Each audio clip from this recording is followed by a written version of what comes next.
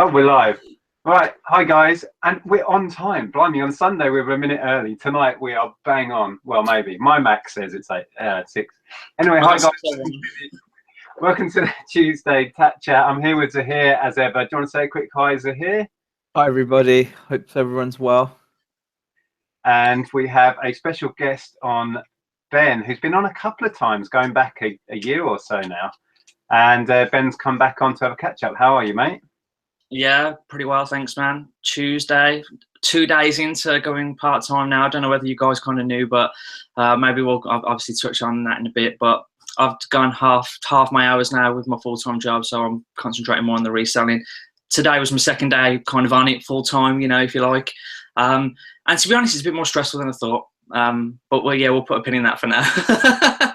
We'll definitely come back to that. That's going to be really interesting. Before we kick off, I'll see who was first in the chat today. We've got Peter Cummins says, hi first. Yeah, you were first in. Well done. I'll say a few quick hellos. We've got Lisa in there. Chelsea, hi, mate. Who else we got? Slim Pickens. Lots and lots of people. Darren, Adam, Richard. So welcome aboard. As you can see, we've got Ben with us. I'm sure you'll have lots of questions for Ben. I have a few myself. So yeah, should we get straight on with it? Do you have any questions first to hear for Ben? Well, I've got to ask, obviously, you know, now that you touched on it, now that you're going kind of part-time with the reselling, when's the theme tune back? I was going to actually run it like, you know, right then. But yeah, it's like I said, I put a little post in the UK reselling group just saying that my channel was kind of going to go on hiatus for a while. It was just too time consuming, and there was so many times like over the past months when I've got back from the boot sales and I've done my pickup video, and by the time I finished that and edited it and uploaded it, you're talking 4 o'clock, 5 o'clock. I'll have dinner, 6 o'clock, 6:30. I'll speak to my girlfriend, you know, because I haven't seen her since I left the house at 5:30, 6 o'clock. And by the time we've kind of sat down and finished having a chat and what have you, it's 7:30, 8 o'clock. I've got no listing done. Everything I've bought has just gone onto the floor. And this is kind of like what it's all about, is the listing. You know, I can't just buy stuff and not list it. And so many times in the past I was guilty of putting too much time into YouTube and not enough time into actually the reselling business. And it kind of just all tipped over, like I'd say in the past couple of weeks, when I literally couldn't get any more stuff into my garage. I started putting stuff in the house, and it was everywhere: living room, kitchen, landing, and it just spilled over. And I just couldn't. The only time I could find to actually list it was the time I'd put into YouTube videos, and something had to give. It had to be the YouTube videos. So yeah, I've just had to like kind of cut back on that, concentrate on getting listing done for the time being. I mean, following on from that, just another thing. I mean, me and Nick discussed this last time. Would you not consider just lowering your production value just to knock them out? Just, I mean, because you obviously, like, people love your channel. I love the channel as well. You know, love watching the videos. And yeah, obviously part of that is because you do put effort in and you make them really mint. I mean, they're the best reselling videos out there in terms of overall package. And like, would you not like? I mean, you'd still be way better than everyone else's, to be fair. I mean, to be better than Z, we just knock them out. Yeah, we'd fill Mars on a potato and just put them out there. But you know, would that be something you'd consider? I know it's labouring the point, but you know, a lot of people do enjoy watching them. That's all. Absolutely not. No, I know what you're saying, but it's not even that. I mean, because all of the fancy intro and stuff and everything, that's all pre-saved on my iMovie, so I don't have to do that every time. I don't have to do that end bit every time. It's all pre-saved. So the only bit like I really have to do is just kind of like set everything up, and then it's the upload, waiting for it to upload and stuff. It probably takes 2 hours, 2.5 hours, 3 hours to do a video. I've noticed like a lot of you guys now are doing like live. Is that a time consuming thing, or am I missing something? Is this like, is it the new thing? It's just a lot easier because you just have to go with it. You show your stuff, you chat as you're showing it, and then it's done. whether it's live's perfect. you film it, it wasn't perfect. You don't have that in the edit, mix it all about, and it's just out there. And that's why I started doing the Sunday thing, and similar to Zahir and Beck's chat. And it's just easier. Just you do still have to pre-prep if you're going to talk about values and talk about what you expect to get back on stuff. You still got to do that legwork a little bit, but yeah, they're just quicker and easier, to be honest. But I totally respect the amount of time that goes into it. Obviously, I've been doing this for almost 3 years now, and I think a lot of people don't really understand until you've done YouTube the amount of work and thought and effort that goes into it. So I certainly totally understand what you're saying and where you're coming from. Yeah, it's more of a I've got this, it's a perfectionist thing as well. I'm really OCD about things, and if I'm going to do something, I want it to be the best it can, and that just applies to everything in my life. You know, everything I do, if I'm taking the time to do it, I really want it to be as good as it can be.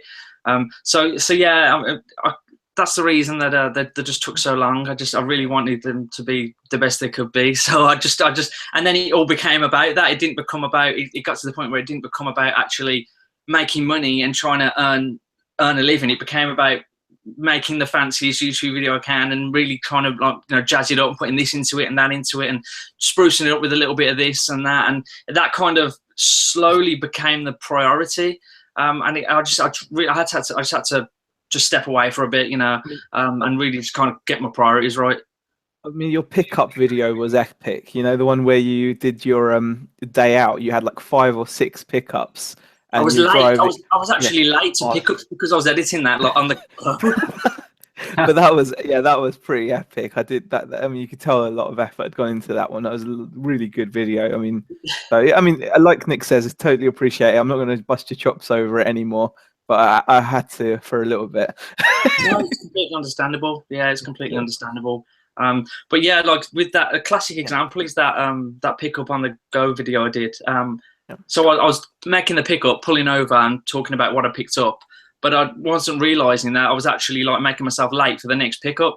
And it's just that was just like kind of like really sums it up nicely. Like as I'm doing this, I'm making myself late for other things, whether it be a pickup or whether it be listing, whatever, potential misses I'm making on local pickup pages, whatever. Yeah. It's just, and another classic case in point was the first weekend that I didn't actually make any YouTube video and upload it and just cracked on with listing. That Monday was like the best Monday of sales that I think I've ever had. And that was it, where I was like, yeah, that's something that's something to really kind of listen to. Yeah, I had a fantastic Monday, and it was just the Monday that I didn't put any time into YouTube and I put time into listing that I get, and that's something, I can't just like shun that. No. So yeah, I totally respect that. I was going to say as well, vlogging, like you said, when you vlogged going out picking up stuff, I tried to vlog me going to boot sales last Saturday, and it just so throws your mind because you're trying to think about filming stuff and what you're going to film and this, that, and the other. And I'm sure I missed stuff because I was trying to film. And then I completely forgot to film at the second boot sale because my head was suddenly in picking up stuff mode, and I completely forgot to film the whole second boot sale. So vlogging is really difficult to keep your mind in both games. It's really hard. Yeah, I've thought about doing like live pickup videos, but yeah, if I'm at a boot sale, I need to be in I need to be there. I can't worry about what's going to be the best shot, or worry about where the best stuff is. It's just I need to be there, and I do things a lot as well. Like I go back a lot of times. Like I'll be somewhere and I'll completely miss something, and then I'll go back and then I'll come back and I'll see it. And I'm sure as well I missed loads of stuff, and I just really want that going out there, because everybody was like, that there was like a box Nez on the floor by your left foot when you were stood looking at the bears, and I was like, I don't want to know that. I really don't want to look back and see that. If I miss it and I don't know about it, that's fine, but I don't want to be called up on it in a video. Exactly. I was editing the footage from this boot sale, the one I did get plenty of footage from, and I was looking it back and slowing it down and thinking, what did I miss? I'm sure there's stuff in there. There always is. Your eyes can't be everywhere. But yeah, I want to dip in the chat quick and see if we've got any messages. Loads and loads of chat going on. And I need to remember, I've got a message from somebody that I want to put out there as well. So don't let me forget that. Right, where are we? Got all sorts of people in there. We've got Treasure Pirate in. I've got Malinky. Kaylee says, not going to lie, Ben, proper missing your videos. Yeah, a lot of that sentiment came out on that Facebook post, and it's just testament to the amount of work and effort you put in, to be fair. Right, let's see if we've got any other messages. Darren says, Ben, stopping YouTube is like when your favorite TV show ends on a cliffhanger. See, this is the effect you've had on people, Ben. See, if I would have known this, I would have like done the EastEnders theme at the end of my last video or something. Yeah. Treasure Pirate says, love Ben's videos, but totally understand it must be hard and time consuming to keep up that level of output. Exactly. People are understanding as well. Southwest Seller says, hair wars, who wins, you decide. Well, I'm sorry, but Ben's hair's going to take this hands down, surely. I mean, he at least bothered to cut and style it. I mean, mine just festers at the top of my head. So there's no challenge there, guys. This is about as long as mine gets before I have to cut it. I couldn't handle that much quiff, Ben. That's quite impressive. Lisa Fenn as well said, you know, you're pretty much saying, Ben, please don't stop doing your videos, like them so much. Definitely, that is the sentiment out there. David Morse asks, what have you bought lately for your gaming collection? Got any latest additions? I've bought something, and it was like my biggest actual purchase. I've just never actually got around to selling it. It's an N64, but it's like a one-off. There's a guy who does custom designs and stuff, and I came across him on Instagram. I think it's called Obrix or something like that. And he did this N64. It's called the Paper 64. It's like a nod to Mario, Paper Mario. And it's like, so he strips all the insides out of the N64, and the shell is basically, it's almost like a tiny little cardboard N64, and it comes with like the Paper Mario Kart. And he's replaced the N64 logo on the front with Paper 64. It's done really well, really high quality, and you get the certificate with it. So that's the actual latest thing I've bought. It'd be really cool to show actually, but it's in a completely other room. So, but it's a really nice thing that is. Dare I ask how much he charged for that bit? That was 450. Wow. Yeah. I have seen like blinged out N64s like that where people just, you know, they remove the console ports from the front, you know, make it all clean, kind of like a, you know, they can look pretty snazzy, can't they? Yeah, this guy just, I think he's based in London. It's not like a big company or anything. He just does these one-off N64 mods. And the latest one he's got, which is currently for sale, which I'm kind of looking at, but I can't condone. It's you know, in IKEA you get are they called what's the shelves called? Is it Malm? M-A-L-M or something like that? You know, the floating shelves in IKEA they're kind of famous for. Well, he's bought one of them, hollowed it out, and put an N64 in there, so you can float it like a shelf, use it as a shelf, but it's an N64 as well. It's got the control ports, it's got the cart slot on the top, so it's like just modded an IKEA shelf. Cool. Yeah, it's a really cool thing. Cool. Where are the leads going to go? You've got this floating shelf with leads coming out the back to you. I'll let the eggheads worry about that, Nick. You'd have to put a channel in the wall and make it go down inside the wall. Yeah, I presume you'd have to have something like. But the cool thing is, he's wrapped it back up in like cellophane, like you would find it in IKEA, and he's put the original IKEA like leaflet in there and everything. So it's really cool. I like things like that. Just seeing we've got Lonnie in. Garage Flip and Swamp Picker as well from America. Garage is saying, hi guys, watching in the living room while working. Great guest. Always love Ben's video quality and production. So there you go. See, all the effort did pay off, but like you say, the counter side of that is the hours you put in to get a video out. So yeah. Totally. Yeah. I just saw a question. What do you reckon about the eBay business seller email today, which I'll be honest, I haven't seen, saying we should offer free returns to get higher up the rankings? I'll probably ignore it. Yeah. I have not. Have you seen that email actually, guys? I saw it earlier. Yeah, I saw it earlier. Yeah, I mean, it doesn't make much difference. I mean, if people say that the item's not as described, they get a free return anyway, don't they? So. Yeah, are they talking about offering free returns if someone changes their mind? Probably, yeah. I think they're probably going from that angle. I'm sorry. Isn't that something to do with the eBay fees going up by, is it 20% or something? eBay fees and shop subscriptions going up by 20%. Is anyone aware of this, or has anyone heard about this? They've already put the shop subscriptions up. I did a video about the changes in that. They're not doing that again, are they? I don't know. I mean, there was a post in the UK reselling group a couple of hours ago about the fees going up by 20%. God, don't know. No, I'm behind the times on that. Let's see what else we got in the chat. Actually, while we were on messages and things, I'm just going to read this. A chap called Chris, who a while back really kindly sent me, I've got it here actually, this gorgeous Depeche Mode 12-inch and a lovely letter. He messaged me today and he said, I'll read it out to you. He said he's just had an hour-long, he said he was going to be in the chat, so he's probably in there, so say hi if you're in there, Chris. He said, I had an hour-long conversation with eBay today, and the upshot of it was they really, really want us, as in sellers, to get as many sellers, they want as many sellers to report dodgy buyers whenever we think someone is trying to rip us off.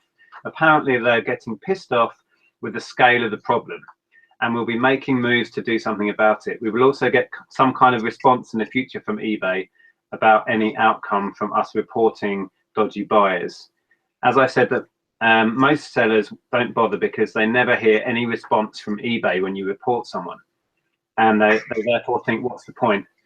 He goes on to say, I always report suspicious activity, and this year alone I've had 3 people thrown off eBay completely and a negative removed from a dodgy buyer.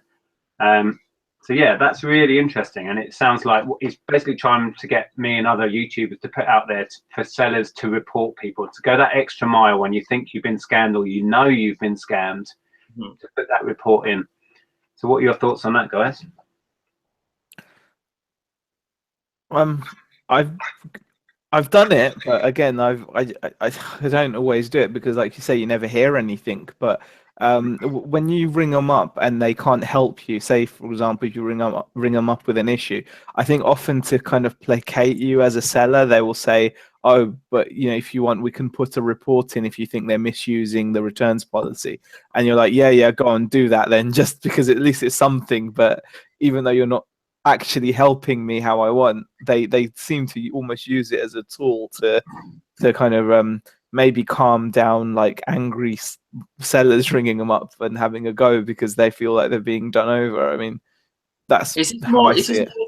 Focused at clothing sellers? Because I'll be honest, I don't get that many returns that I feel like the item's been used and then just basically I've been used and abused. You know, the item's gone, they've used it and then sent it back. I'll level with you. I don't get a lot of that where I really feel that way, but I'd imagine with clothing sellers, it's a pretty bad problem. So is this geared more towards people who sell clothing, for instance? I think it will affect clothing sellers much more. You're totally right. I mean, speak to Caroline about returns. Yeah, she has a lot, as do we with what Andrea sells. So I think clothing sellers will benefit if they do put things in place. I get the odd one on things where I think I've been scammed, but quite often you can't do much about it apart from getting to send it back. You know what I mean? When people are saying that there's something niggly wrong with it, can I have a part refund, that sort of thing. I always feel like they're fishing for money off, because all they've got to do is fire out an email and try and get some money back. And quite often when you call their bluff and say send it back, they just go away. They never come back to you. So perhaps they're the sort of people that eBay want us to report, those people that are fishing for money off. You know what I mean? But it's a bit time consuming, because I get that 3, 4, 5 times a week. I've never done the actual process of reporting someone, but if to report someone every time I think they're trying to fish for money off, it could just you know, get it all a bit on top, and you could just find yourself just kind of like barking at a brick wall. You know, there's not much going to come unless you get an email back to say thank you for your query about so and so. We're looking into it. I found that a lot of time with eBay, you don't get anything. You don't get much confirmation emails back, and then that's what kind of is a bit demoralizing, because you just think, what's the point? You know, if you're not even going to acknowledge it. But maybe this is the change that they're talking about. Maybe they're going to start, you know, really kind of focusing in. That's what Chris was saying. A lot of sellers do get to the point where they think, what is the point? And I totally understand what you're saying. So it'll be interesting to see how they take it forward. But I just thought I'd put that out there because Chris went to the effort of messaging me to talk about it in the chat. Yeah. So yeah, that's cool. Yeah, I definitely think it will be a clothing thing though. Definitely more of a, because I think it's easy to remember the scamming customers more than the non-scamming ones, simply because obviously you don't get them that often. It just, it just, I don't think it's going to affect things generally. I mean, like for example, I think a lot of people got stressed out about 30-day returns when that was first introduced. Just because you offer 30-day returns doesn't actually mean you're going to get an increase in your returns rate. It just means you're offering it. I mean, I don't think it's made like, for example, I offer 30-day returns. I don't think it's made a difference to my actual percentage of returns. Yeah, I totally agree with that, Sahir, as well. Same here. I was just looking in the chat. Down question for you, Ben. If you could build your own custom console with elements of other consoles, what would it be? Elements of other consoles? So I presume like combining disc with consoles, so you can play like PlayStation games with like a SNES. But there's a console like that actually exists, and it's not that expensive. It's like a console. I think, well, it's not that expensive. I think it's about 300 quid. But it can play virtually like any game, like Sega's, PlayStation's, Nintendo 64, SNES, NES. It's just got all these like kind of like holes, and you just kind of put carts here, there, and everywhere. They're pretty cool. I've always fancied getting one of them, but it kind of takes away the what makes the original special. I wouldn't really want one mother console. I'd still like to have all of the actual consoles. Yeah. The collecting thing's never going to go away. It's like when the NES Mini came out and people said, is that going to make the price of the original NES drop? If anything, it's pushed it up. Because people want to relive the actual thing rather than the newer model. Yeah, interest in that period just got so much wider, and prices, if anything, have gone up. Did you see my haul, by the way, the gaming haul? There's some really nice NES stuff in there. Yeah, I did. I was I like the Turtles NES. Kind of anything like that, like the Aladdin as well on the Mega Drive. Really like kind of like one-off consoles for games. I really like stuff like that. I'm surprised you haven't been tempted to keep any of it. Tempted, certainly. Like even like you could kind of excuse to yourself that it's an investment. You're putting it away. These things are only going to go up in value. There's no unless somebody finds like a warehouse with a million sealed NESs. Yeah, they're always going to go up in value. It's a slippery slope if I convince myself to keep things for investment. Look here. Yeah, I know exactly what you're saying. And to be honest, I mean, I spoke to Joe Penny's quite a while back about him, and he kind of hoards games, and he's seen stuff like Pokemon carts go up considerably in the few years he's been hoarding them. Yeah, certainly does. But I kind of need to turn it over. I haven't. No, I don't. Yeah, I don't blame. I'm sure you've got quite an investment in there, and you just need to. Yeah, you need to get that out. But I'm not in a hurry, and I'm going to play on it all. Thoroughly test it. Yeah, exactly. Yeah, but I think Joe played that really well with them Pokemon carts, because whether it was intentional or not, he timed it really well with Pokemon Go, and anything Pokemon related round about Pokemon Go time just exploded, including the carts, especially the carts, if anything. So yeah, he timed that to a T. Did that really well. Definitely. I'm just having a dip in chat, see if you've got any questions. Twin Red Dragon says, must stop watching Zahir. I'm turning into a baby Zahir. I've got 4 VHS players and 7 DVD recorders today. That's quite a lot. I haven't got that many. I'm building up another heap. I don't know if you're going to be able to see it from here. I sorted out the office today. Check this floor out. You can see the floor. I can see Monty. Yeah, he's sleeping down there. He's as deaf as a post these days. Monty! There he is. Monty. Monty!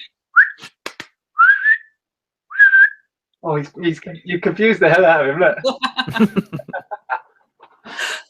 Yeah, but half the reason for this big sort out in here is that I'm going to pick up, well, the deal isn't done yet, but hopefully I'm going to pick up a load of stuff tomorrow. It includes almost brand new mountain bike and a load of tools and garage equipment and stuff. Mountain bike? I needed to make some space. Yeah, it's can't remember the name. It's specialized hybrid thing. I'm hoping it's worth about 300 quid. I'm trying to get it for 150. we'll see. You'll be onto cars next, Nick.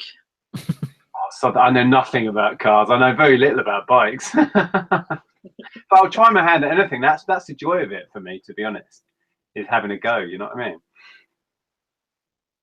Okay. A few more people saying that they love your videos, Ben. Oh. A lot of love for your videos in here. Elmo So, says, I hope you Elmo bumped into, STM says, what day do you find has the most sales for you? I find Sundays seem to have more buyers than any other day. Do you have any particular day that sticks out for you? Can't think off the top of my head. Definitely weekends. So I had a really good Saturday day last Saturday. Yeah, between about 11 and 3, I think I had about 4 or 5 sales, which was actually surprising, because usually it's like early Saturday evening or early Sunday morning. I find as well when I'm at the boot sales, my phone tends to be working away. I think people are just waking up, scrolling through their phone, and yeah, that's kind of like when you're going to be buying a couple of things, when you're just lying in bed, just dazing at your phone. Yeah, you can guarantee you get a ka-ching just when you're trying to score a deal and you're pretending you're buying it for your nephew or whatever, and your eBay goes off in your pocket. You guarantee that. But I do tend to find Sunday's a good day. That's why people say if you're listing on auction, try and get them to end Sunday evening, and it does work, because that's when a lot of people are browsing and buying stuff. They're chilling out the settee and spending money with their thumb. So yeah. Yeah, I've got a crap load of auctions to do in. I'd say I want to get round to it. I've got a load of Sylvanian Family stuff. I never actually got around to talking about it in any of my videos, but I paid 350 quid for a ton of Sylvanian Families, and it's just sat here. I'm looking at it now. There's like 2 of those mansions, 3 of those Beechwood Hall things. And there's just and I'm going to auction all that, not as one lot, but I'm going to split it all out and do an auction on it, kind of like what I did with all that Lego lot, just because it's going to free up so much space. Yeah, basically that's just going to free up so much space, and I could just do with getting rid of it. Behind auction rather than buy it now, because I mean with your Playmobil and stuff, you've done really well setting a high price and getting it fairly quick quite often. Same with Lego, although you did auction some Lego and got more for some. So is it more a case of not sure the value, so see where it goes? What, with the Sylvanian Families? Yeah. I mean, I've sold Sylvanian Families in the past, and I'm not only here and there. I mean, them hotels, I've done really well in hotels. I've only ever had 2, but I got 185 for one and 135 for the other. Granted, there was some furniture and stuff. It all comes. It's the same with anything with these toys and stuff. It's all the little furniture and the figures and stuff. But yeah, I mean, because I've been actually I went to pick this up and I was missing a couple of things, so I thought I'd see if I can get them on eBay. Just little things that I saw. Like I saw a wedding chapel sale, and if you've got this other little building to go with it, it goes for like £50 more. And I'm thinking, well, how much is that little building on its own? Do you know what I mean? So I've searched for that little building and watched them. And auction or not, because naturally you think if you're looking to buy something cheap to complete a larger set, you look for auctions. Even at auction, Sylvanian Family stuff, it really does hold its value. I think it's the same with like Lego. There's a couple of pounds in it, but for the most part, to free up this much space, okay, I may lose about, I don't know what, 30, 40 quid, but to free up the space, which is a major thing going on with me at the moment, I need space. I'm gonna do that, but I mean, I could have gone down the route of the bite now, but it'd just be holding on to it for, it could sell the following hour. It could take a month to sell. And I'm going to put in, because I've got so much as well, I'm going to charge postage on it on top, because I usually do free postage, but with this lot I'm going to charge postage on it, and including every listing I'm selling off loads of Sylvanian Families, and do the whole check out my other listings, and I'm happy to combine postage in the hope that people certainly watch other listings and then are more encouraged to buy more of it, because I've got more of it. So yeah, that's going to be my plan with that lot. Yeah, good idea. All right, let's see if we've got any more. Oh, there's Chris is in the chat under Subbers Collectibles. So hi, Chris. I don't know if you just joined. We did chat about your message, so thanks for that.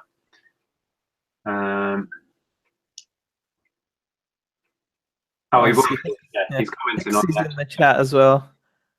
So hi, Steve. Could see £400 and down in there as well. And Joe Pennies is in the chat as well. Says that he reported a buyer today. He checked his feedback and left 4 out of 5 on 4 out of 5 non-items received on items received. Okay, so claimed against me. He had no proof of delivery, but he's the 5th out of 6 items he's bought. He's claiming never turned up. See, that definitely is an Dodgy. example. That's definitely an example of a buyer that's taking the mick. Yeah, he's the 5th out of 6. That's terrible. Is Joe sending that tracked? So I don't understand what's happening here. Is Joe sending it tracked, and this guy is saying he hasn't received it, despite the fact that it said it's No, delivered? he's saying he has no proof of delivery, so I'm guessing he didn't send it tracked. Oh, okay, It might have just been a large letter type sale or whatever, Yeah. but that yeah. gets scanned in now as well, though, doesn't it? And I think he gets scanned, but it doesn't actually. It's not a tracking service. I still think he gets scanned. You can kind of say where it was scanned in at, but it won't track it on its journey then. And I don't think eBay accept that as proof of tracking. Oh, so Kath Palmer just added some info on the price increases. Okay. It's something to do with eBay registering as a UK company, so they're going to basically now be adding 20% VAT onto your fees. I was just reading, Steve and Les and others are chatting about how that's going to work. Brilliant. So we're just going to be lumped with it. Yeah, because I noticed that the government scrapped that £1,000 tax break that they were going to give to small businesses. I noticed that's kind of been swept under the rug, and I don't think anything's going to come of that. Yeah, and it's done. When I made that video about it, and I thought it was going to apply to all us resellers, it applied to so few who were on a really, really tiny scale anyway, and now they're taking it. It's like, what was the point in that? What a waste of time. Does my nut in. Yeah, but it's strong and stable, you know. And there's a question. Chelsea says, question to Ben. Did you sell your Spider-Man figurine, or did you decide to keep it? Which figurine was that? Do you know what that's referring to? Yeah, I got like I can't pronounce the name. It's like, you know, you get to like places like Forbidden Planet, and you get like the really big figurines of like these high quality statues. Oh, I think I remember now. Kubia or something, isn't it? Yeah, that's it. Yeah, I saw that. Yeah, that was an epic statue. Did you sell it then? No, I wish I'd sell it. Still, I've got like about 97 watches on that, and I'm just like, someone pull the goddamn trigger on it, will ya? Yeah. Well, with that many watches, seriously, put it up a £5. Put it up a £5 and it'll sell. Try it. Yeah, do it now, right now. Actually, getting back to what you said in the beginning of the chat as well. So obviously you've gone part-time, you said, at work. You said you started, what, today or something? Or? Well, I agreed to that. What happened on Friday? It's been something I've been thinking about for a long time, just because it's mad, this whole reselling thing. I never thought of this being something that could sustain my lifestyle. You know, the reason I originally got into reselling, which I'm sure a lot of you know, is to put together a kick-ass gaming collection. That was all it was for. And I did that, and once I did that, I wasn't spending any money on the collection. I was just kind of building up this money, and then I was obviously growing as a reseller and buying more and selling more. And then I kind of had like the moment where maybe I could afford to go full-time, but I've always said, and I'll always stand by it, I could never be a full-time reseller. The pressure would just be too much for me. I've always said, I don't know how you guys do it. All the full-timers, seriously, hats off from me, because it's something that I could never do. But part-time, I think I could do. And it's something I've been thinking about a long time. I've mentioned it to my my boss a few times, because everybody at work knows kind of what I do and stuff. And yeah, the perfect opportunity just kind of fell on my lap. Unfortunately, there was redundancies where I work, but that was kind of my time to go, okay, yeah, I'm obviously not going to volunteer for full-time redundancy, but I could take a part-time position if that's something that would work with you guys. And they were more than happy with that. They said, look, you know, you're doing us a favour. I like to think we're doing you a favour. And it kind of has worked out like that. That was Friday. So the hours I work, I do full day Wednesday, full day Thursday, half day Friday. So I get half day Friday, Saturday, Sunday, Monday, Tuesday off to put into this. So yeah, I had yesterday off and today off. Yesterday I sorted out my room, cleared everything out, got everything kind of sorted into piles of listed and unlisted, brought it all back in. Today was my first kind of real day on the grind, where I've been photographing, listing. And it's hard to get into a bit of a rhythm, because I spent too much time photoing and not enough time listing. So by the time I finished doing my photos and stuff, it was like about an hour and a half ago, and I haven't got any listing done. So again, even though I've got a load of listings ready to go as far as the pictures are concerned, I still haven't got any listings on yet. So it's not a great start, guys. It's not a great start. It's so easy to get distracted, isn't it? But that's actually quite major then. So I mean, how are you? How do you think you're going to cope with it in terms of like the pressure of it, or because obviously you're going to be losing, a substantial chunk of your like, employed income. Yeah. And now there's pressure on you to, I guess, to replace it, or don't say pressure, say challenge. Challenge. Sorry, the challenge. Yeah. The challenge is there. Yeah. Well, I've worked it out. So the hours that I do in my full-time job cover my bills. So like, mortgage, car and stuff, that's all paid for. So if the worst ever happens and I have an absolutely washout month, the important things are covered. I can live on toast every night, you know what I mean? But I don't want the bank knocking the door. Not that they do that anymore anyway, but I don't want the bank knocking the door saying you haven't paid your mortgage, we want you out. But that's covered, so I can sleep on that. The rest is just money to invest in more stock, and if I want to go to the cinema, if I want to go for a meal, whatever, do you know what I mean? But my money to do with what I want. So yeah, I think I've got a nice balance. I mean, I'd like to think that I'm putting in an extra 2 days into this. I've got to see something from that, So I'll give it like a month or so to really get a good idea of hopefully how it's increased my sales. Certainly how it's going to increase my listings.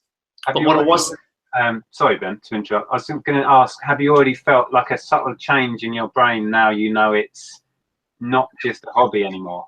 Has it changed subtly for you, your attitude to it? Yeah, you know what it actually did today when I was doing the photoing and stuff. Like, dare I say, it was boring. And photoing is never the best part of the gig anyway. But I think it was because it clicked that it was kind of like a job. I was just like, what time are we on? Okay.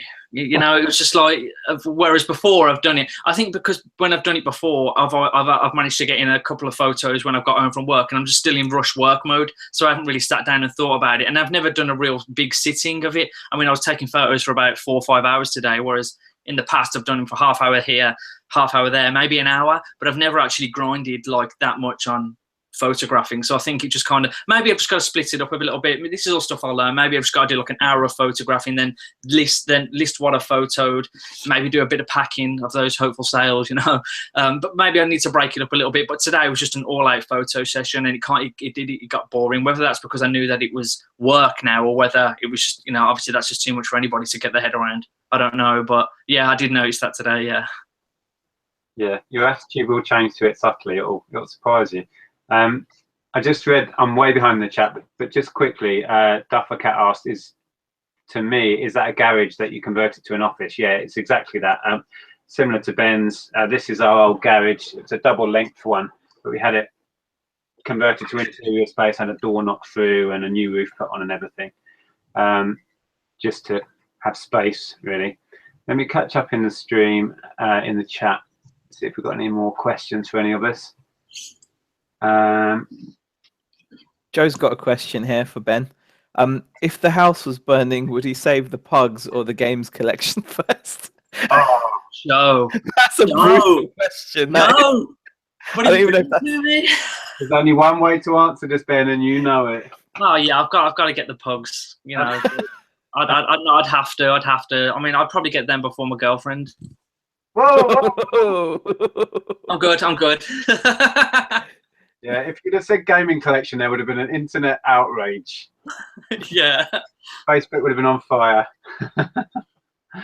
Hang on, it said, Brian says he'd save the pugs, but shove a favourite game in each of their mouths first. Yeah, hold these. Yeah, chewing on a classic NES game.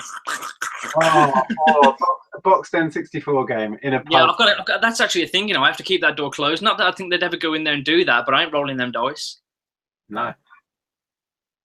I just on this, actually a side question. Have you ever gotten any of your games sent off to that company that puts them in those acrylic cases and grades them? Or have you ever thought of doing it? No, I've never done it with games, but I have with comics and Pokemon cards. Like Marvel comics and Pokemon cards. I've done that. It's actually a really expensive process, especially with the. I think with the comics, I had some really nice comics. I had well, I've still got them. Silver Surfer #1, Iron Man #1, Captain America #1. Well, it's actually issue 100, but it's his first appearance, so it is kind of like #1. But yeah, I sent them off to get graded, and you have to. There's a company called CGC in America, and they grade your comics, but you can't send directly to them as a citizen. You have to go to outlets, which are selected comic book stores in the UK. So you have to go to them and say, can you get in contact with these and get the, so you have to pay them, and then you have to pay extortionate rates to get it sent over, and then you have to pay CGC to actually grade it. I think each of my comics cost about 180, 190 pounds to grade. But then there's the hope of your Silver Surfer #1 being graded a 9 or a 9.5, and suddenly you've got like a £800-900 comic. So it's definitely a risk. You just kind of got to use your. But I never did them as I did do them as an investment deal, but it wasn't to resell or anything. That was just for me. And like I went through a time where I was collecting comics, and I wanted them slabbed and graded. So yeah, even so, I wasn't really too fussed about having to squeeze every penny out of it to maximize my profit. They were for me. So. But yeah, I've never done it with games though. Oh, that is actually really cool. Dave Weeks asks, have you seen the Lego collectible cards from Sainsbury's? eBay prices are about 50% more than you can buy the packs in store. I think he's talking about them. When you go to the till and you pay for something, I think if you spend over a tenner at the till, they give you like a free packet of these Lego cards. I saw them the other day. I haven't even looked at them yet. I was going to give them away to a nephew or something, but yeah, I think it's just to try and tempt people into collecting them. It's that old give them to your kids and then they want more. Clever little scheme, really. And I hope they take them into school, and then all the kids see them in the playground, and then it just spreads from there. Yeah. Well, there's no reason why Lego cards wouldn't be massive. I mean, they've got a potential to just be huge, haven't they? They're just trying to kickstart it, aren't they? If they build a craze out of it, imagine how much it's worth. It's amazing. It's just, you can't like those finger fidget things now that all the kids have got. What the hell are they? Oh, God knows. How the hell did that get so popular? The finger fidgets. You must have seen them, like the kids spinning. There was a guy, we actually sold at a car boot sale. I don't know if you saw the chat on Sunday. We sold on a car boot sale, and there was a guy just with a table full of them. They're just like new little plastic things. Car boot sale, selling loads of them. Didn't make sense. You couldn't work out what it was. Yeah, the kids are going nuts on them. Like all the kids in the playground have got them. Not that I know that, but like my girlfriend's son comes over and tells me that I hang around outside school gates or anything. But they're only like £3 a piece, so I can't. There's no money to be made in there. Oh, I was going to say that's the sort of craze. Maybe if it was a higher value item, if you can get ahead of that sort of craze and just import a load cheap, imagine the money you can make. Yeah. If they're only £3, it's hardly worth bothering unless you bundle a few up. But yeah, sounds like the moment's gone anyway. But you're getting the race to the bottom of the boot sales now. There's someone who was selling them for £2. I saw, and I was like, "What are you doing? 10 tables back there selling them at £3. And you got someone here selling them at £2, and then next thing you know, next week someone I'll sell them at £2. They'll crash it." Yeah, I bet they're getting them for like 50p anyway. Yeah. Right, let's see if we've got any more questions we can touch on. Did I have any more here? Oh, I think we've kind of covered it all in the chat anyway, so that's cool. Gashead is saying Ben is a natural YouTuber. Oh, natural live YouTuber. So there you go. Oh, I'd never thought that. Stop being good at everything, Ben. It's annoying. Shall I fall off my chair or something? Please. That'll only add to it. Oh dear. Tune in next week for Ben falling off a stool. Yeah. Oh, I've caught up with the chat. I think I'm actually at the bottom. Kay wants to know what your pugs are called, mate. Okay, get this right. This is either going to be like, some people are going to think this is epic, or some people are going to think I'm the biggest loser in the world. But I actually got to name our pugs, and I was strategically doing this. We got them in a year's difference. So one's 3, one's 2, one's 1. The first one's called Leo. The second's called Milo, and the third's called Cleo. So we've got Leo, Milo, and Cleo, the pug trio. Nice. So good there. I'll leave it there. Thank you. And Ben has left the building. Yeah, drop. Oh, Yeah, can I ask you, I'm sure many people in the chat will know, but you made a video, really cool video about going to that pug festival thing, and then was it the organisers of the festival cheekily copied your video and used it to promote the next one? Was that what happened?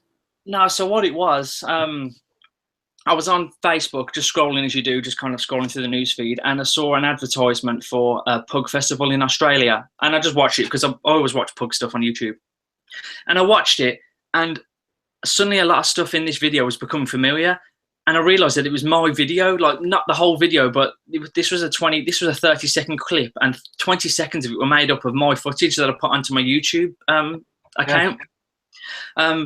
And at first I thought, oh, that's pretty cool. But then I was like, hold on, how many views has this got? How many comments has this got? And it had like, it's one of these videos that's got like 70,000 likes and like 9,000 comments. And it was me, like my pugs were in it. Like my girlfriend was in it walking around with the dog. So I'm like, this is mine, like what the hell? And then I was thinking, well, are they making money off this? And then at the end of the video, it's got like, for tickets, please see here. And I'm thinking, well, they are making money off that. So now I'm a bit pissed off that they're making money off my, if they would have contacted me beforehand or whatever and just said, I would have been flattered, to be honest with you, if they would have just, you know, said, look, we saw your video, we really like it, do you mind if we use it? I would have said, yeah, like, you know, go for it. But it's the fact that they kind of went behind my back and looked to promote like their festival. So yeah, I filed a copyright claim through Facebook against that video. And weirdly enough, I thought that was just going to be it. Like, you know, that's it. Like the video was gone. The video got taken down. But the director of this page on Facebook, it's a big page. So it's got like over a million likes. Wow. This guy contacted me directly through email, the director, and said that we're sorry about the copyright.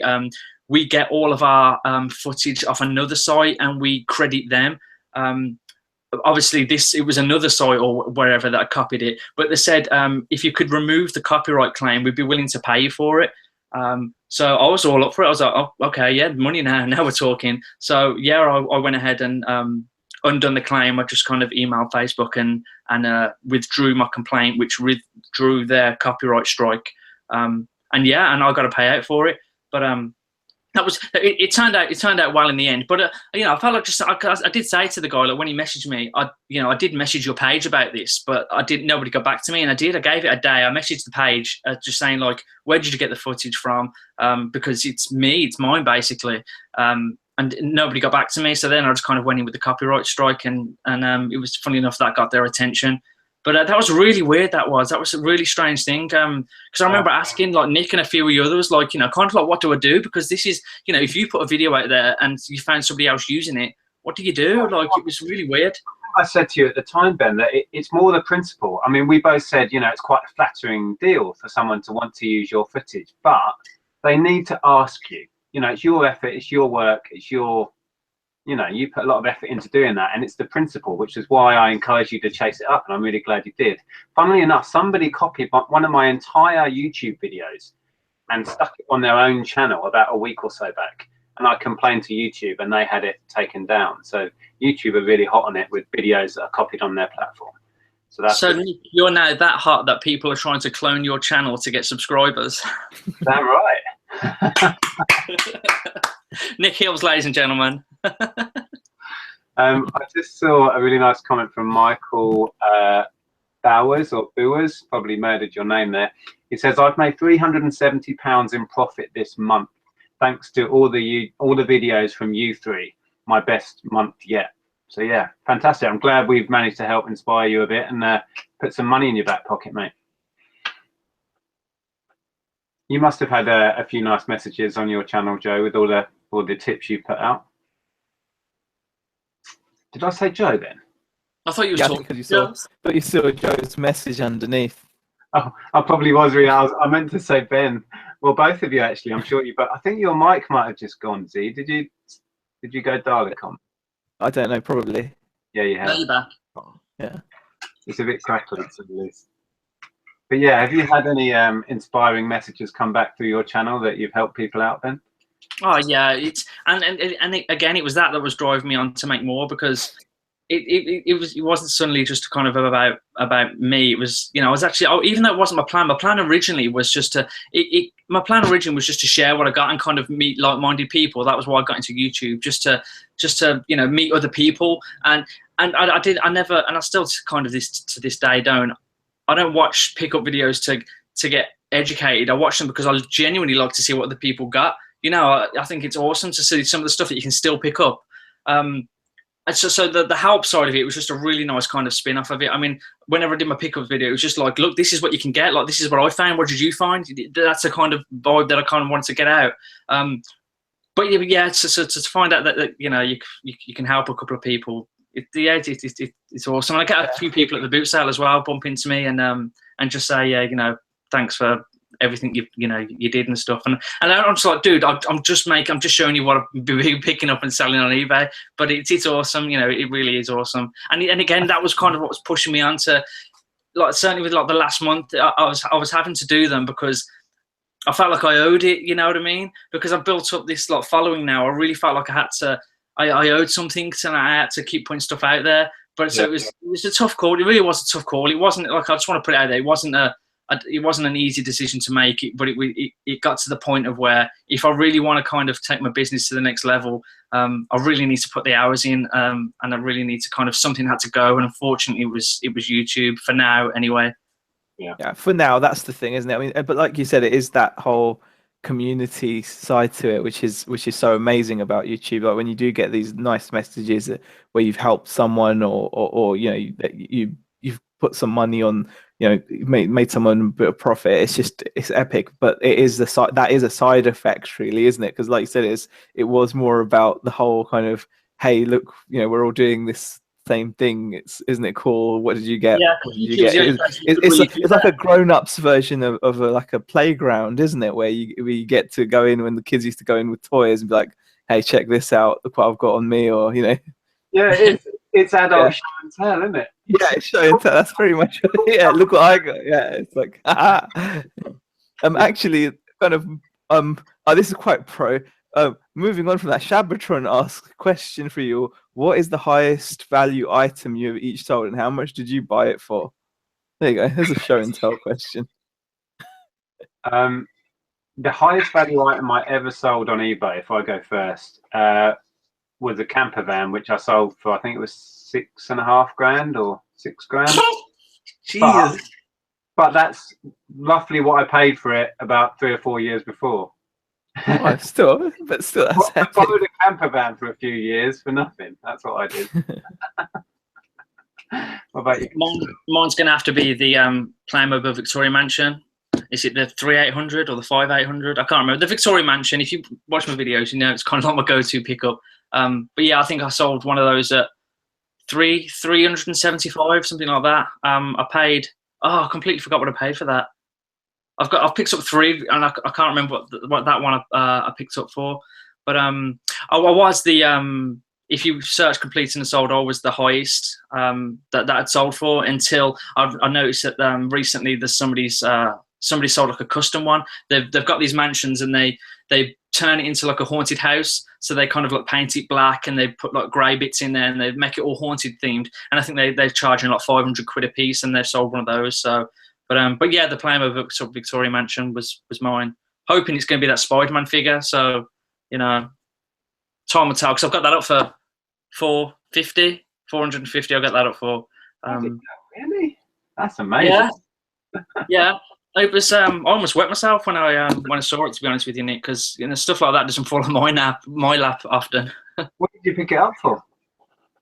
It was 125 or 130. I think, yeah, they wanted 150, and I think I got it for about 125, 130, which was a big investment, because I've only recently, to be honest with you, kind of gotten out of the zone of starting to pay up on items. You get to you get into this paying £1 for this, £2 for that, £3 for that, £5 for that, and then as you kind of progress, you start paying 10, 20, 30, 40, 50, 60, 70, and you start tying up more money in stock, but you can see that the return from that's bigger. And I've only recently really started being hitting that hard. It's got its pros and its cons. Obviously I'm spending more money on the business, and it's not necessarily selling that quick, but I know that it's there, and I just need to get the ka-ching for it. But like when that comes in, that 450, I'm sure it will. It's got to. I mean, with 90-yard watches, somebody's got to pick it up. But that's going to free up so much money, and it's going to be an epic score. I like to do a bit of both. Like I was saying earlier, I'm hopefully picking up a mountain bike for about 150, maybe a bit more tomorrow. But again, you know, I love the fact that I can invest 50p and a pound in 20, 30 items that are going to get me 10 times or 20 times or 30 times the money back as well. So it's a bit of both really, because like I say, if you only go the high value stuff and you've got all that money tied up all the time, you know, it's tricky to juggle that. Yeah, see, this is where I need to change back now, because I originally, when I started, was picking up the cheap stuff because I didn't know nothing about this or anything. I didn't want to invest so much money.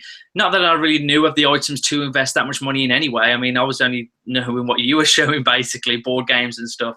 But now I got out of the habit of buying the cheaper items, and I'm only focused on higher-ish value items because I was working full time and I only had a certain amount of time to put into it. So I wanted to get away from the things like the Disney mugs and stuff and the PG Tips monkeys, you know. I wanted to get away from that, but I feel like now I need to do that as well because I've got more time into it, you know, and it owes me something now. I need to get something out of this. So yeah, at the boot sales now, I'm just anything's fair game. If I've made money on the past, if I can see a tenner in it, I'll buy it. Yeah. We missed you out to here with the highest value thing. What would yours be? Yeah, sorry, dude. No, not at all. No, it's pretty much the same thing. I think it was probably a bit of hi-fi or something I sold. So, the Valve one that went amazing sales on hi-fi stuff. Yeah, it's probably a bit of hi-fi. I've had a few decent sales, but I think the best one was like from a personal perspective, with this really cool old Valve hi-fi I had, and it went over to the States. And I think it went for about, I can't remember now. I think it was like 650, and I think I paid about 100 and something for it. It was if you saw it, it didn't even look like much because it's just, you know, it was just an amplifier. It wasn't, you know, it wasn't anything else. So pretty cool. Did that go on the shipping program?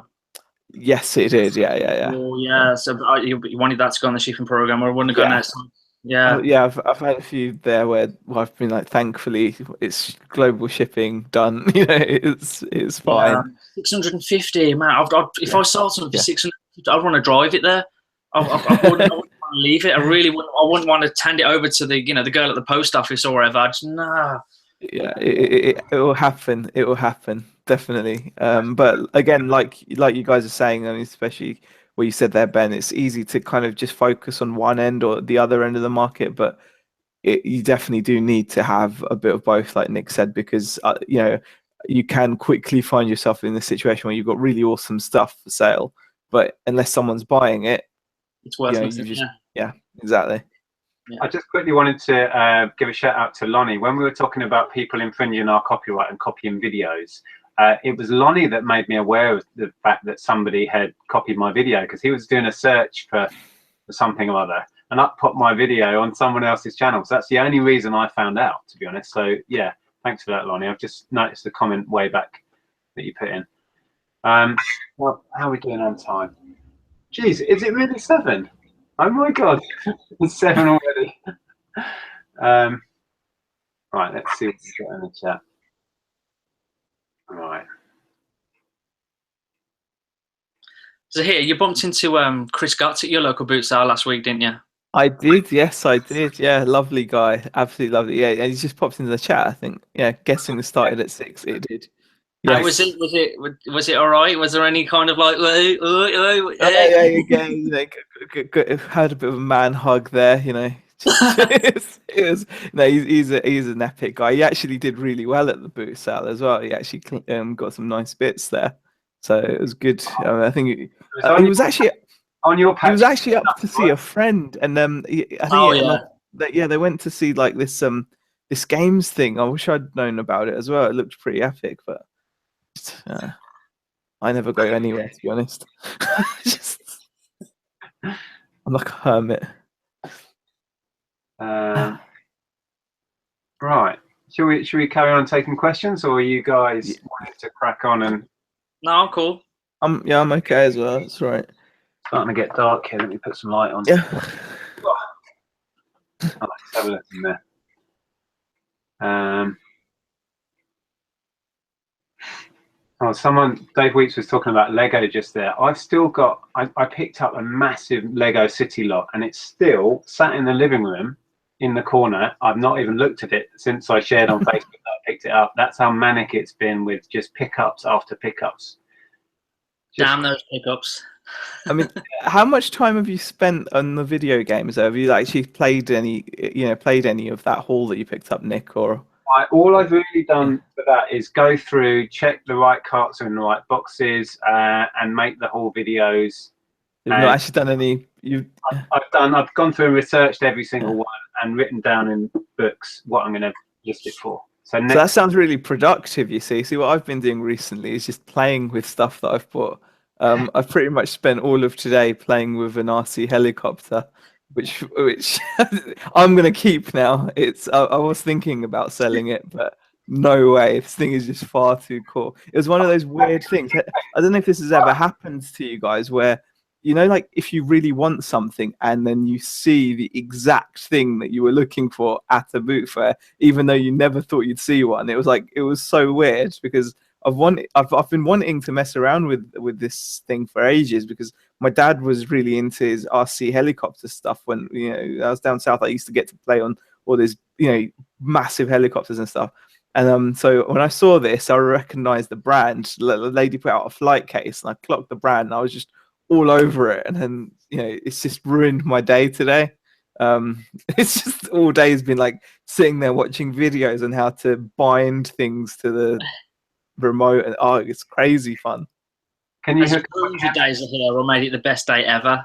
It's been a really fun day. I mean, Beck wasn't pleased because it's been a good day. Yeah, it's been a good day, but it's not productive though. I mean, hook up your GoPro to it. That's what I want to know. Oh no, I could hook the GoPro to it, but I didn't do that. Again. Yeah. I'm epic over boot sale shots. Oh gosh, you know what? This thing is brutal. It really is. I flew it straight into the fence at high speed, but it's still okay. So as long as it was the fence and not Beck, I think you're right. At high speed. It could do some damage. This thing could, honestly. Epic. I've seen there's a brilliant video out. A guy is a professional wedding photographer. Obviously, just bought himself a drone, trying it out. He gets the couple stood at the end of a field, and he gets this shot of them, and the drone flies over and off into the distance. And he mistimed it, and he twatted them in the face. Have you seen that? Search it on YouTube. It's on there. Yeah, that's the kind of stuff that's horrible at the moment, but in a year's time that'll just be absolutely incredible. As long as there's no long-term damage to the bride or the groom, they'll be able to look back on that and laugh. Yeah, I saw it on some TV program, so I'm sure it'll be on YouTube somewhere. It's brilliant. Dear. Right, let's see what we've got going on in chat. Oh, it's stuck. My chat's stuck. What's going on there? Oh well. So yeah, I was just going to ask Ben. So plans moving forward, I guess it's just really see how much you can make doing this with the hours you've got now, and then assess it from there. Would that be the case, or just? Yeah, definitely. But like I said earlier, if I could make 20,000 a month doing this, hypothetically, but I'd never pack in the security of the job, having my wages. It's got my back. I need that to sleep at night. There's no way. I think about it hypothetically, like going to bed, say if my mortgage was 500 and it was due tomorrow, and I'm going to bed and I've got 390 in my account. Worst case, it's giving me. I'm building up anxiety just thinking about that. Yeah, no, I just couldn't do that. I couldn't. Certainly not now. I don't know. Maybe in 10 years or whatever. We'll see, but yeah, I need the security. I really do need that.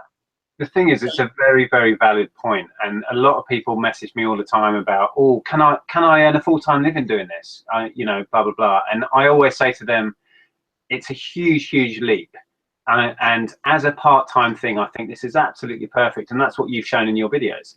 The perfect way to build up that money for whatever, for that record gaming collection, or for a holiday, or whatever, but it's a huge leap, and it changes the game instantly, because as you touched on, the pressure suddenly is there, And yeah, it's not for everyone. Well, we've got Mr. Zahir here, he knows all about the financial pressures. Yeah. It's I mean, I completely understand where you're coming from, Ben, because yeah, it can be really, I mean, you've got to be reckless. Luckily that's one thing I've always been, is reckless, like where I've you've got to have a little bit of that, because it does mess with you. It certainly has. But you kind of, if you can handle it, then yeah, sure, go for it. But it's really good to be able to look at yourself and be like, actually, what kind of stress do I want to take on if I don't have to? You've got to be prepared to ask yourself those questions. And it's good that you've actually been like, you've looked at yourself and be like, actually, you know what, I don't want to deal with that kind of stress. You don't need to, so why would you? You've got you've already got the job. To leave it for just to leave it without thinking would be a mistake, definitely. Yeah, I mean, even now going part, like I said earlier, I never thought about this becoming something that could actually like fund my lifestyle. So to just drop the hours at work, because it's always the goal, isn't it? I mean, when you're in full-time employment, it's working for the man, as it were. It's always the goal. You don't want to be there. It's not because I hate the job. It's just because I don't want to be there. I'd rather be at home. I just don't want to be there. I appreciate that it gives me money, but it still doesn't mean I want to be there. So the fact that I can just half that, and I really think, I mean, on the flip side though, now I think I'm dreading work a bit more, because I've got work tomorrow, and I always get a bit downer on a Sunday night knowing I've got work on a Monday. But now I've just had 4 days off. Yeah, it's actually just put me under a bit of a downer, thinking that I've got work tomorrow. It will change how you see both things. It really will. I mean, for me, looking right back to when I was employed, which is now back in 2001, was the last time I was employed. You were a police officer, weren't you, Nick? I was for not a very long time. That was the last job I had, was working for Hertfordshire Police Force. Yeah, so you packed that in to go to resell, didn't you? Yeah, totally. And that leap is so huge, because like, a police officer is not like, that's a good job, that's a solid job, it's a nice wage, it's a nice pension. So you must have really kind of, was that hard to see? I don't think I've ever talked to you about this. How was that? I mean, did you make that decision easily, or what? Did you part-time resale beforehand, or did you go in at the deep end? We had been building it up for a year and a half or so, and we were doing really well out of it. It was a fair bit easier to make serious money on eBay back then, because it was a seller's market, to be honest, and the stuff was more readily available. eBay kind of didn't exist in most people's minds. But anyway, the decision to pack in what was a really good, well-paid job, stable career, it was easy as hell, because I wasn't happy. I was stressed as hell, and it was my way out. Reselling was my way out. I never fitted into a role that somebody imposed on me. So joining the police force was ridiculous for me, looking back, knowing myself better these days. But yeah, it was the moment I made the decision, when I was out on patrol in a squad car when I made the decision, and it was a snap decision, and I felt amazing. Wow. Best thing I ever did. Yeah. So yeah, because I was actually thinking about you because I had about an hour to figure out what I wanted to do, and I was thinking, well, I remember, I'm sure I spoke to Nick, and he said he was in the police force, and he just packed that in. So to take that leap, it was just really impressive, mate. Really impressive to take that leap. But we had built it up to a point where we were pretty sure. It's always still a big question mark, but we were pretty sure we could cope, because Andrea, we just had our daughter, and Andrea worked for Amazon, and she wasn't going back. She decided, I'm not going back. She was on maternity leave, so she wasn't going back to her full-time wage, and I was like, I'm quitting. And it was like, man, we really need to make this work, and we never looked back. But I wouldn't recommend jumping in with both feet unless you really are quite sure you can cope. Disclaimer. That's what I do. But yeah, what about yourself, Sahir? What's your take on all of that? Well, I think part of what was good for me is I've never had like a really well-paid job. So, or by my standards anyway, like, I worked since I was like 16, but I've never really had like a really well-paid job. And I think that, I thought to myself, especially when I was living in the southeast, the money I was getting, it just for the hours, it just never really matched up. And then it kind of same kind of scenario happened to me where I was working full time as a Nestle rep actually, and then an account opened up to work for EA Games, so I jumped onto that because that sounded really, my thing. But it was only 3 days a week, so it allowed me to cut down the amount of hours I was doing and start doing a bit of reselling on the side. And then after about a couple of years, I got really fed up of it, and then it made sense to just go in. I went in with both feet. Yeah, I mean, I'm not saying it's right. I mean, at the time, our situation allowed it. Beck's job was good full time. She was getting paid well. It was okay for us to do it. But then since then, we've never looked back, because, like you said, you kind of have to do it then, don't you? You just have to make it work, and you do have to have that confidence that you can make it work. I mean, I just thought to myself that we always rationalize working for other people that you get a guaranteed wage, but that you're not taking that pressure, but the guy that's running your business that you work at is taking that pressure. He has to make sure, is there enough business coming in to pay the wages and to pay for the running costs and to still have a profit. So I was like, well, you just have to accept that you want to take that profit, that pressure on. Yeah. And so how's it been now here with your moving? Because have you moved up north? Am I right? Yeah. So how is it? You were. Well, you're not thinking, because I'd naturally be thinking, if I was to move, and if I was a full-time reseller, if I was to move, I'd need to check out I know it sounds stupid, but the things I'd be checking out is boot sales. Where are they? What are they? Are the charity shops any good? Where are they? What are they? Because if you move somewhere and you think, yeah, the house is lovely, the schools are amazing, but the car boots are crap and the charity shops are non-existent, you're done. Did you take that into consideration? I was worried about that, actually. I was worried because I thought, obviously, like, where I lived in the southeast, I was finding some really epic stuff at boot fairs, auctions. So you always think, you start to think the worst. And when we first came up here, I did pop into the boot sale at the weekend when we came up to look at it for the weekend, and I was like, oh, this doesn't seem as good. But the fact is, it is pretty much the same anywhere you go. I mean, it really is. I don't buy that. I mean, our decision was made on things like the scenery, the fact that the coast's half an hour away, it's the kids' schools. We did make our decision on those things because, and to be fair, like, it was more a case of settling into the whole area and just getting to know everything. But it's much of a muchness. I mean, there's stuff up here just like there's stuff down south. I mean, I wouldn't say that I'm at a disadvantage. I was going to say, it stands to reason that the stuff is everywhere. I mean, we just look at the UK YouTubers. We've got Caroline down in Devon. She's got, she picks up endless stock. You've got Chris up in the northeast. We've got Soup or Fake Rachel in Wales. There's plenty of us down here in the southeast. Some places you have to drive further to get to your boot sales, but the stuff is out there. I don't know a retailer in the UK who's struggling to find stock, put it that way. Yeah. So, yeah. I think within reason, you wouldn't want to go to the Highlands of Scotland, maybe, but if you're going to boot sale, that is. I mean, I love Scotland, but not perhaps the best location. But within reason, the boot sales and the stock is everywhere if you're prepared to go out and look for it. Yeah. Just say a quick goodbye to Dave. He's probably gone already, but Dave Weeks has got to go and put his kids to bed. And we should probably wrap this up. We're now 7:15. It's been really good to catch up with you, Ben. Really great chat, and I know a lot of people wanted to hear what was going on with you, and it's answered a few questions that people had. So thanks for coming on and chatting with us again. No, pleasure. Anytime, guys. Anytime. Yeah. If you ever looking for a guest, just like Ben. Give someone mentions Ben, get him on. Yeah, we'll give you a few months. We'll get you back on. We'll see how it's gone. See how stressed you are. Right. Well, we'll wrap it up here then. Thanks ever so much to hear. We will speak to you again Tuesday. Yep. And yes.